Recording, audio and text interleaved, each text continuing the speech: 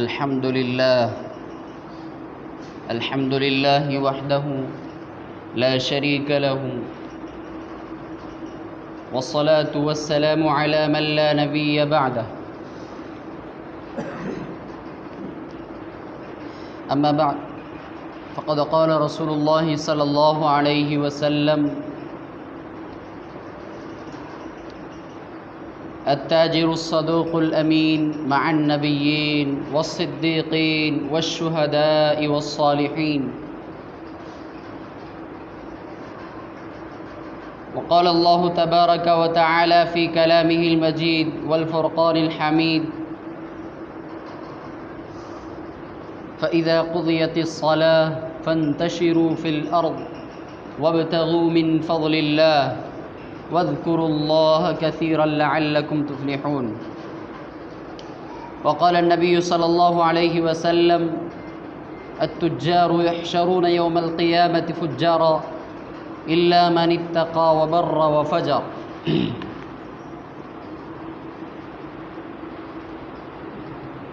او كما قال علیہ الصلاۃ والتسلیم. برادران اسلام اور میرے پیارے عزیزوں، بزرگوں اور دوستوں، ہم سب جانتے ہیں کہ اللہ رب العزت نے ہمیں انسان بنایا ہے، اور انسان کو اللہ رب العزت نے محتاج بنایا ہے. قرآن مجید میں اللہ تعالیٰ ارشاد فرماتے ہیں: یا ایھا الناس انتم الفقراء الی اللہ واللہ هو الغنی. اے لوگو، تم فقیر ہو، تم محتاج ہو، واللہ هو الغنی، اور مالدار کہلانے کی ذات، غنی کہلانے کی ذات صرف اور صرف اللہ رب العزت ہے. ہم اور آپ بارہا اس کا مشاہدہ کرتے ہیں کہ ہر کسی کو ہر کسی کی ضرورت پڑتی ہے، چاہے وہ دنیاوی اعتبار سے ہوں، چاہے وہ دینی اعتبار سے ہوں، چاہے وہ کسی بھی شعبے میں ہو. ہر کسی کو کوئی نہ کوئی کسی کا محتاج ضرور ہے. اسی طریقے سے بھی انسان کا محتاج ہے. تبھی تو جا کر اس کے کام بنتے ہیں، تبھی تو جا کر وہ رہتا ہے، سہتا ہے، تبھی تو جا کر وہ دنیا کی زندگی گزارتا ہے.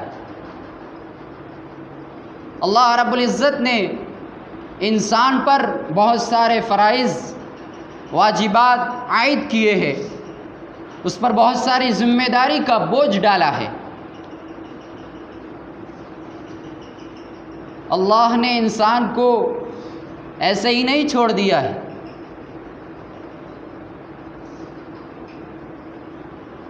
ہم سب جانتے ہیں کہ اسلام کی بنیادی، اسلام کے ستون کی حیثیت رکھنے والے 5 اعمال ہیں جن کے اوپر سارا اسلام ڈیپینڈ ہے. جس طریقے سے گھر کے عمود ہوتے ہیں، ستون ہوتے ہیں، کالم ہوتے ہیں، اور گاڑی کے پہیے ہوتے ہیں، اور انسان کے پیر ہوتے ہیں جس پر وہ چلتا ہے، تو اسی طریقے سے اسلام کے ستون ہیں. وہ 5 ہیں، ہم سب جانتے ہیں، لیکن ان میں بنیادی وہ 5 شعبے ہیں. سب سے پہلے عقائد کا شعبہ آتا ہے کہ ہم اللہ رب العزت کے بارے میں کیا عقیدہ رکھتے ہیں، رسولوں کے بارے میں کیا عقیدہ رکھتے ہیں، کتابوں کے بارے میں کیا عقیدہ رکھتے ہیں. جب بچہ چھوٹا ہوتا ہے تو اس کو رٹایا جاتا ہے اس کے ذہن اور دل و دماغ میں یہ بات پیوستہ کی جاتی ہے، آمنت باللہ و ملائکتہ و کتبہ و رسلہ والیوم الآخر والقدر خیرہ و شرہ من اللہ تعالی والبعث بعد الموت۔ عقائد کو اس کے ذہن اور دماغ میں راسخ کیا جاتا ہے، پیوستہ کیا جاتا ہے کہ میں ایمان لایا اللہ پر، اس کے رسولوں پر، اس کی کتابوں پر، آخرت کے دن پر، اچھی اور بری تقدیروں پر، اور مرنے کے بعد دوبارہ اٹھائے جانے پر۔ ہمارا سب کا اس پر ایمان ہے، ہمارا یہ عقیدہ ہے، جو اس سے 1 انچ بھی ہٹیں گا خدا نہ کرے وہ اسلام سے ہٹ جائے گا۔ ہمیں اس پر جمنا ہے زندگی سے لے کر آخر موت تک۔ جو اس میں ذرہ برابر بھی شک کرے گا تو اس کا ایمان ڈگمگا جائے گا۔ تو یہ عقائد ہیں جس کی تھوڑی سی تفصیل میں نے آپ کے سامنے پیش کی۔ اس کے بعد ایمانیات کا شعبہ آتا ہے۔ ایمان کے اندر وہ تمام باتیں آتی ہیں، نماز ہو گئی ہے جو ایمان کو پختہ بنانے والی ہوتی ہے، مومن کو کامل مومن بنانے والی ہوتی ہے۔ نماز، روزہ، زکوٰۃ، حج، یہ تمام چیزیں ہیں جو ایمانیات سے تعلق رکھتے ہیں۔ اس کے بعد معاملات کا شعبہ آتا ہے کہ ہم آپس میں ایک دوسرے کے ساتھ لین دین کس طرح کریں، آپس میں ایک دوسرے کے ساتھ خرید و فروخت کس طرح کریں، آپس میں ایک دوسرے کے ساتھ کس طرح معاملہ کریں۔ تو یہ تمام چیزیں معاملات کے حیثیت کے اندر آتی ہیں، معاملات کے اندر آتی ہیں۔ اس کے بعد معاشرت ہے، چوتھا شعبہ اسلام کا۔ اس کے اندر اسلامی زندگی کس طریقے سے گزاری جاتی ہے۔ ہم اپنے گھروں کے اندر اپنے ماں باپ کے ساتھ، اپنی بیوی کے ساتھ، اپنے بچوں کے ساتھ، اپنے پڑوسیوں کے ساتھ، اپنے ساتھ اور اپنے گھر آنگن میں رہنے والوں کے ساتھ کس طریقے سے پیش آئیں، یہ تمام چیزیں معاشرت کے اندر ملے گی۔ اور اس کے بعد اخلاقیات کا شعبہ آتا ہے۔ ہم اپنے اخلاق کو کس طریقے سے بلند کریں کہ غیر بھی ہمارے سے متاثر ہو، بڑوں کا کس طرح ادب کرے، چھوٹوں کے ساتھ کیسے پیش آئے، ہم جب بات بولے زبان سے تو کس طریقے سے ہونی چاہیے۔ یہ تمام تر تعلیمات جس کا میں نے اجمالاً تفصیل سے اجمالاً ذکر کیا ہے، یہ سارے کے سارے اسلامی تعلیمات ہیں۔ قرآن نے اس کو بتایا ہے، نبی کریم صلی اللہ علیہ وسلم نے اس کو بتایا ہے۔ بہرحال یہ اجمالی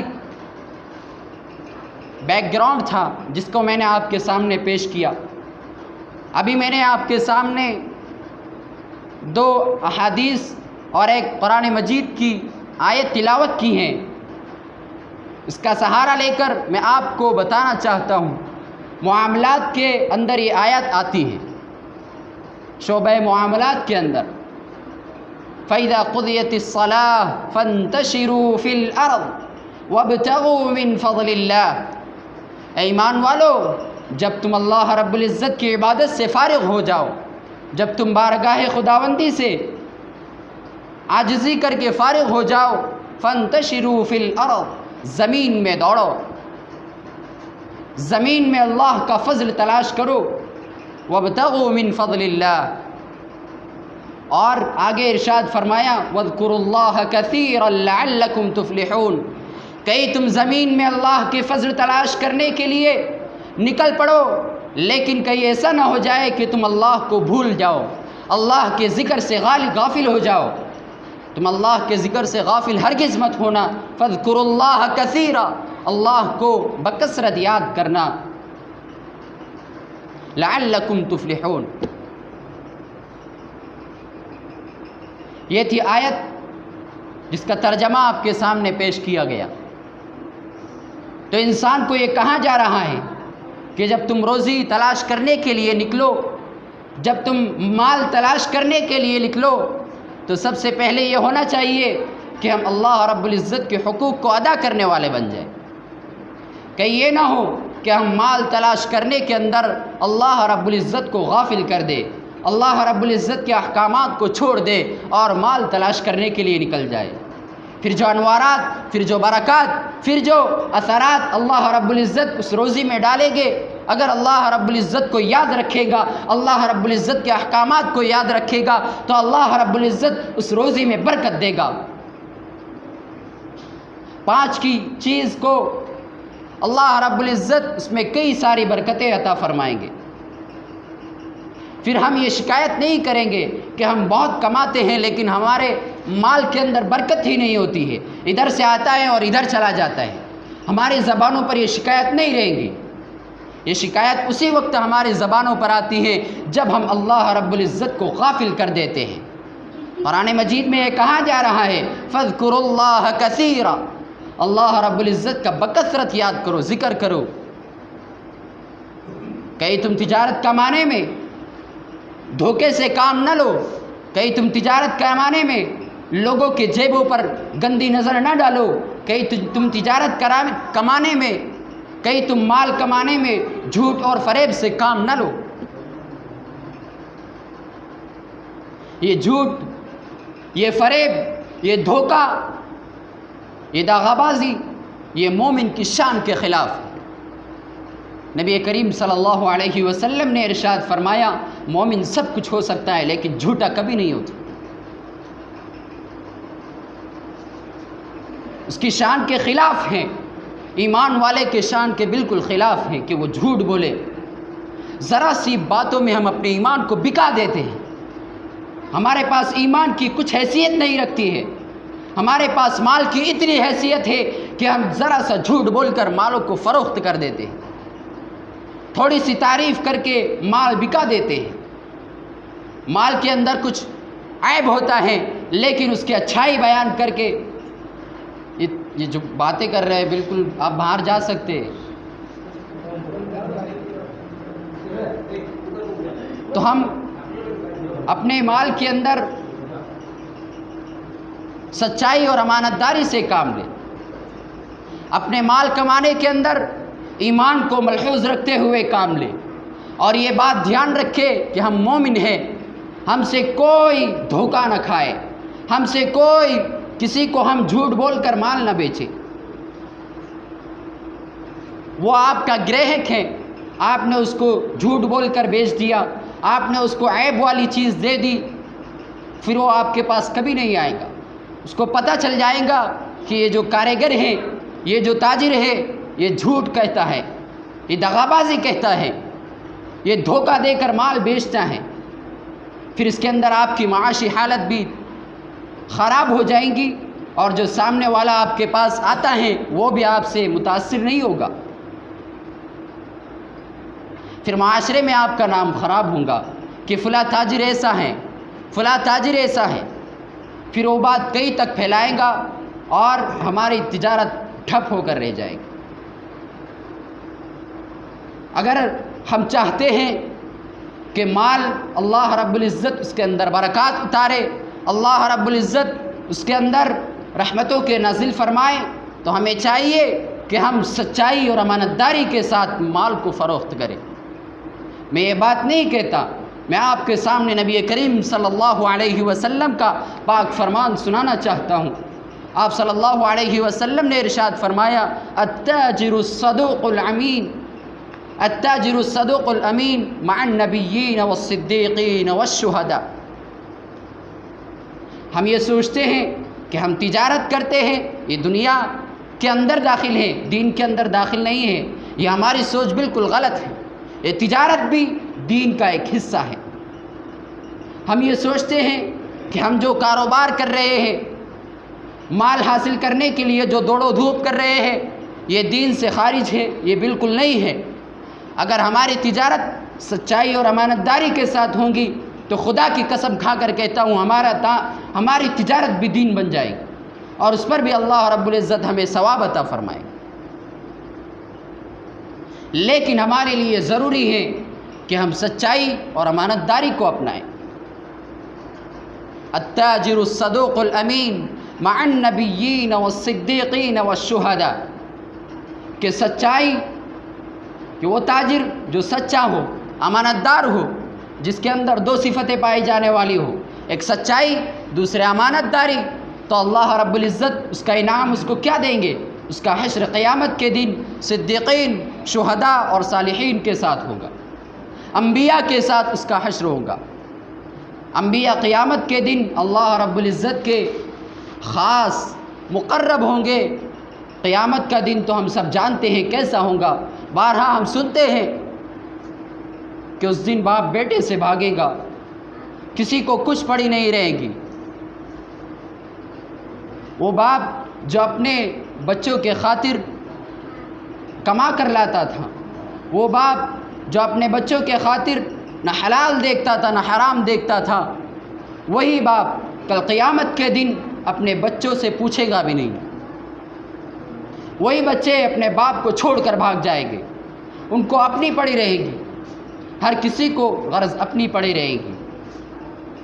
تو وہ حشر کے دن میدان محشر میں ایسے تاجر کا حشر، ایسے تاجر کا معاملہ اللہ رب العزت انبیاء اور صالحین، شہداء کے ساتھ فرمائیں گے۔ کہ ہم نہیں چاہتے کہ ہمارا حشر انبیاء کے ساتھ ہو، کہ ہم نہیں چاہتے کہ ہمارا حشر شہداء اور صالحین کے ساتھ ہو۔ اگر ہم چاہتے ہیں کہ ہم تجارت کر کے انبیاء اور صالحین کے ساتھ ہمارا حشر ہو، تو ہمیں صرف دو باتیں اپنانی ہوں گی، صرف اور صرف دو باتیں اپنانی ہوں گی۔ ایک، سب سے پہلے سچائی ہمارے اندر لانی ہوگی، اور دوسرے امانت داری کو اپنے اندر لانا ہوگا۔ اگر ہم ایمان کے خاطر، اگر ہم اپنے پیٹ کے خاطر سچائی اور امانت داری کو نہیں لائیں گے تو پھر کس کے خاطر لائیں گے؟ کہ ہمیں اپنے ایمان سے اتنی محبت بھی نہیں ہے کہ ہم مومن ہو کر سچائی کو اپنائیں۔ یقیناً ایک مومن کا شیوا یہ ہونا چاہیے کہ وہ جب بات کہیں تو وہ سچی ہونی چاہیے، اور جب وہ وعدہ کرے تو اس کو پورا کرنا ہونا۔ یہ ایمان والے کی صفت ہیں، قرآن مجید میں بتائی گئی ہے۔ اور دوسری حدیث میں نے آپ کے سامنے تلاوت کی ہے، التجار یحشرون یوم القیامت فجارا الا من اتقى وبر وفجر، کہ تاجروں کا حشر قیامت کے دن فاجروں کے ساتھ ہوگا۔ یہی تاجر، اس کا حشر قیامت کے دن فاجروں کے ساتھ ہوگا، لیکن کب ہوگا؟ جب اس کی تجارت میں سچائی ہوگی، امانت داری ہوگی، جھوٹ سے پرہیز ہوگا، جو بھی بیچنا ہو اس کے عیب بیان کر دیا جائے کہ میرے پاس فلاں چیز ہے، اس کے اندر یہ ایسا عیب ہے۔ اگر عیب والی چیز بیچے اور اس کی اچھائی بیان کر کے بیچے تو یہ کہاں سے سچائی ہو سکتی ہے؟ چیز خراب پڑی ہوئی ہے اور آپ اس کو اچھا بول کر بیچ رہے ہیں، سامنے والا آپ سے لے رہا ہے، تو آپ نے اس کو دھوکہ دیا یا نہیں؟ آپ نے جھوٹ بیانی سے کام لیا یا نہیں؟ یقیناً لیا ہے، جھوٹ بول کر اس چیز کو بیچا ہے۔ تو پھر کہاں سے ہمارا حشر انبیاء اور صالحین کے ساتھ ہوگا؟ اور ایک فرمان نبی کریم صلی اللہ علیہ وسلم کا سن لیجئے، طلب کسب الحلال فریضۃ بعد الفریضہ، کہ ہر انسان پر، ہر بالغ انسان پر حلال کمائی کا اپنانا، حلال کمائی کو اپنانا یہ فرائض کے بعد فریضہ ہے۔ جس طریقے سے نماز ایک فریضہ ہے، جس طریقے سے زکوٰۃ ایک مستقل فریضہ ہے، جس طریقے سے حج ایک مستقل فریضہ ہے، اسی طریقے سے حلال کمائی بھی ایک مستقل فریضہ ہے۔ اس میں کوتاہی کرے گا تو پھر لوگوں کے سامنے بھیک مانگنا پڑے گی۔ حلال کمائی نہیں کمائے گا اور ہاتھ ٹیک کر بیٹھا رہے گا تو پھر کھائے گا پیے گا کہاں سے؟ اپنے گھر کی ضروریات کہاں سے پوری کرے گا؟ اپنے بیوی بچوں کے خرچ کہاں سے پورے دے گا؟ اپنے خاندان کے اوپر جو نفقے عائد ہوتے ہیں، خرچ اس پر لازم ہوتے ہیں، وہ کہاں سے دے گا؟ خود کہاں سے کھائے گا پیے گا؟ اسی لیے اللہ رب العزت نے حلال کمائی کو اپنانے کا حکم دیا ہے۔ پھر جب ہم حلال کمائی کو اپنائیں گے تو اللہ رب العزت کیا ہمیں ایسا ہی چھوڑ دے گا؟ اللہ رب العزت اس کمائی میں برکتیں عطا فرمائیں گے۔ یقیناً انسان یہ کہنے پر مجبور ہو جائے گا کہ میں نے اتنی سی چیز لائی تھی لیکن اللہ نے اتنی برکت دی کہ ہم سب نے کھا لیا اور دوسروں کو بھی کھلا دیا۔ وہ یہی رزق حلال کی برکت ہے جس کے نتیجے میں انسان یہ کہنے پر آمادہ ہو جاتا ہے کہ میں تھوڑا کماتا ہوں لیکن اللہ رب العزت اس میں بہترین برکتیں عطا فرماتے ہیں۔ میں نے چونکہ ہمارا جو علاقہ ہے اس میں اکثر تاجر حضرات رہتے ہیں، کوئی کاشتکاری کرتا ہے، کوئی کسی چیز کی تجارت کرتا ہے، کوئی کسی چیز کا لین دین کرتا ہے، تو یہاں سب تاجر بیٹھے ہوئے ہیں۔ تو اسی کے تعلق سے میں آپ کے سامنے نبی کریم صلی اللہ علیہ وسلم کا فرمان اور اللہ رب العزت کی آیت مبارکہ یہ تلاوت کر کے پڑھی ہیں اور احادیث کی تشریح کر کے بتائی ہیں۔ اب آپ کی مرضی ہے کہ آپ سچ بول کر، وعدہ خلافی کر کے کمائیں یا پھر جھوٹ بول کر، دھوکہ دہی دے کر، یا کسی بھی طریقے سے کمائیں۔ اگر ہم دنیا میں بھی کامیاب ہونا چاہتے ہیں اور آخرت میں بھی کامیاب ہونا چاہتے ہیں تو صرف میرے بھائیوں اور بزرگوں دو چیزیں اپنانا ہوں گی۔ التجار یحشرون یوم القیامت فجارا الا من اتقى، تقوی بھی اختیار کرنا ہوگا، اور ساتھ میں سچائی اور امانت داری بھی اختیار کرنی ہوگی۔ سچائی یہی ہے کہ جو سچ بات ہے اس کو بول دیا جائے، سچ بات کہنے میں بالکل ہچکچانا نہیں چاہیے۔ آپ ایک جھوٹ بولیں گے لیکن اس کو صحیح بنانے کے لیے آپ کو 56 جھوٹ بولنا پڑے گا۔ ہم بارہا ایسا تجربہ کرتے ہیں، دیکھتے ہیں کہ ہم کسی جگہ پر جھوٹ بولتے پکڑا گئے لیکن اس کو صحیح بنانے کے لیے ہمیں کئی سو جھوٹ بولنا پڑتا ہے، آخرکار وہ سچ کا پردہ فاش ہو کر رہتا ہے۔ سچائی کے ساتھ ہم تجارت کریں، امانت داری کو اپنائیں، یقیناً ہم دنیا میں بھی کامیاب ہوں گے اور آخرت میں بھی کامیاب ہوں گے۔ اللہ رب العزت سے دعا ہے کہ اللہ رب العزت ہماری تجارتوں میں خوب نفع عطا فرمائے اور ہمیں دنیا میں بھی اور آخرت میں بھی کامیابی کے ساتھ ہمکنار فرمائے۔ اللہ رب العزت ہمیں کہی ہوئی باتوں پر عمل کرنے کی توفیق عطا فرمائے۔ آمین وآخر دعوانا الحمدللہ رب العالمین۔